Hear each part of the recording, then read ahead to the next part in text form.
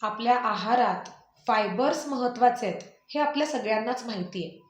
पण तुम्हाला हे माहिती आहे का की ह्या फायबर्सचे दोन प्रमुख प्रकार आहेत आणि ह्याच्या प्रकारानुसार ह्याचं काम बदलतं किंवा त्याचे फायदे वेगवेगळे आहेत. तर चला आपण आजच्या व्हिडिओमध्ये फायबर्सचे हे दोन प्रमुख प्रकार कोणते आणि ते कशातनं मिळतात आणि त्याचा काय फायदा होतो आपल्याला हे सविस्तर बघणार आहोत.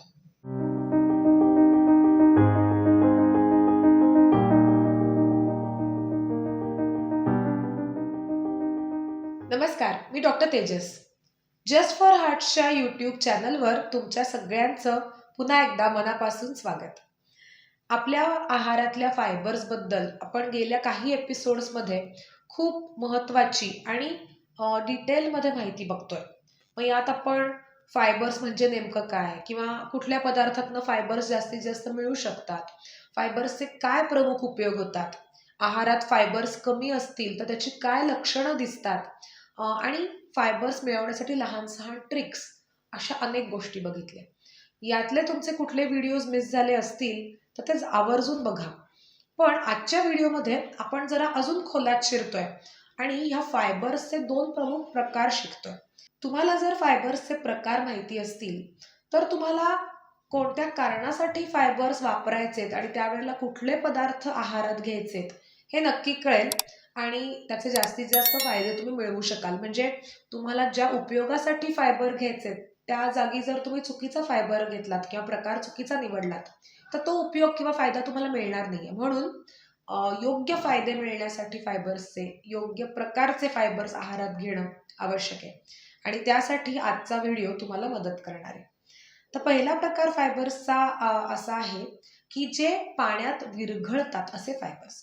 म्हणजे पाण्यात विरघळणं आणि न विरघळणं ह्या एका प्रॉपर्टीवरती दोन प्रकार फायबर्सचे केले जातात. आणि पहिला प्रकार आहे तो म्हणजे विरघळणारा, की पाण्यामध्ये पूर्ण हे फायबर्स विरघळतात आणि त्याची जेल तयार होते. जेल म्हणजे असा थोडासा बुळबुळीत किंवा थोडासा असा ट्रान्सपरंट पण चिकट पदार्थ तयार होतो आणि ज्यामुळे तुम्हाला ह्या फायबर्सचे विशिष्ट फायदे मिळतात. जसं की रक्तातली साखर कमी होणं किंवा रक्तातलं कोलेस्ट्रॉल कमी होणं किंवा पोट भरल्याची भावना मिळणं. ह्या तिन्ही गोष्टींसाठी, या तिन्ही फायद्यांसाठी तुम्हाला आहारामध्ये सोल्युबल फायबर्स घ्यायचे किंवा विरघळणारे फायबर्स घ्यायचे. कारण ही जी जेल तयार होणार आहे, हे जे फायबर्स आत जाऊन फुगणार आहेत, त्यामुळे तुम्हाला हे सगळे फायदे या फायबर्सचे मिळणार आहेत. तर हे फायबर्स कशातनं मिळतात सोल्युबल फायबर? तर तुमच्या लक्षात येईल की काही गोष्टी भिजवल्यानंतर थोड्याशा फुगतात किंवा थोड्याशा बुळबुळीत दिसतात किंवा थोडेसे चिकट होतात. त्याला आपण सोल्युबल फायबर्स म्हणू शकतो. तुम्हाला उदाहरण देते. उदाहरण आहे चिया सीड्स किंवा सब्जाच्या बिया. तुम्ही कधी बघितलंय का ह्या बिया तुम्ही जर का ओव्हरनाईट भिजवल्यात तर त्या फुगतात, त्याचा आकार जवळपास दुप्पट होतो आणि त्याच्या भोवती असा एक पांढरट थर दिसायला लागतो.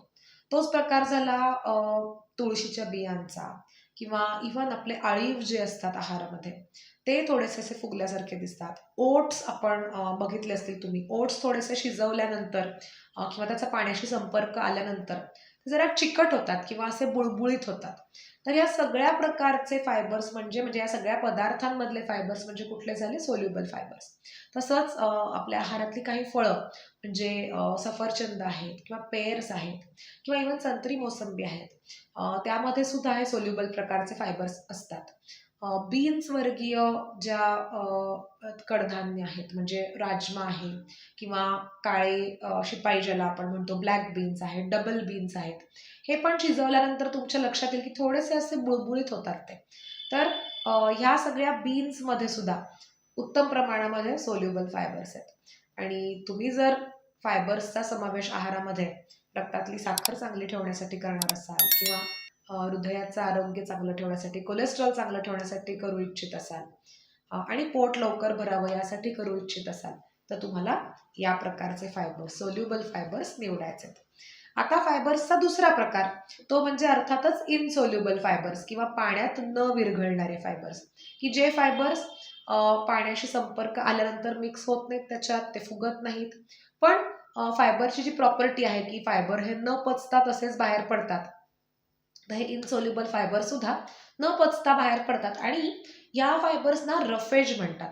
म्हणजे ते आपल्या पोटातला जो मल आहे किंवा जे पोट साफ होण्याची प्रक्रिया आहे ती सहज करतात, कारण ते आपल्याबरोबर इतरही नको असलेल्या घटकांना पोटातल्या बाहेर टाकून द्यायला मदत करतात.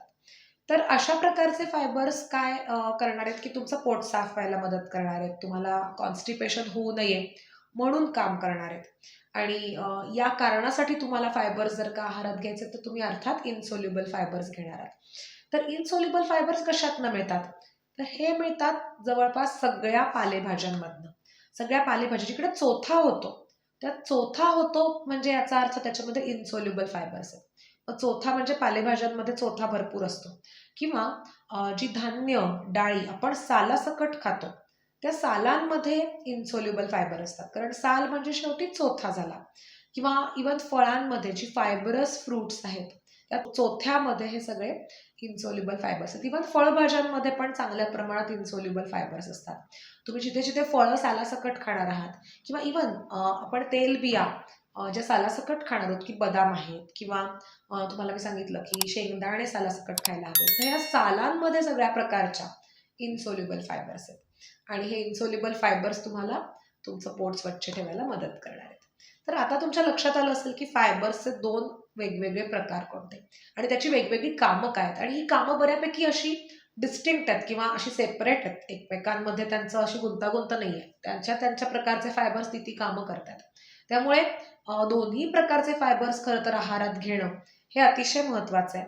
आपण बघितलं मागच्या व्हिडिओमध्ये की साधारण ॲव्हरेज आपल्याला दोन्ही मिळून दिवसाला एक 30 ग्रॅम फायबर्स लागतात. ते कसे मिळवायचे यासाठी तुम्ही माझा मागचा व्हिडिओ जरूर बघा. त्या मागच्या व्हिडिओमध्ये मी 30 ग्रॅम फायबर्स मिळवण्यासाठी सोप्या सोप्या ट्रिक्स दिल्यात किंवा सोपे सोपे कॉम्बिनेशन्स दिलेत.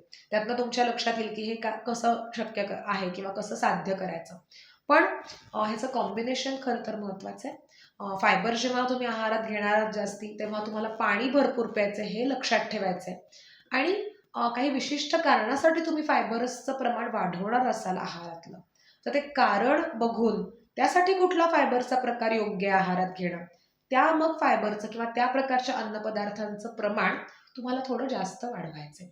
एवढं जरी लक्षात ठेवलं तरी तुम्हाला फायबर्सचे सगळे फायदे आणि अपेक्षित फायदे नक्की मिळतील.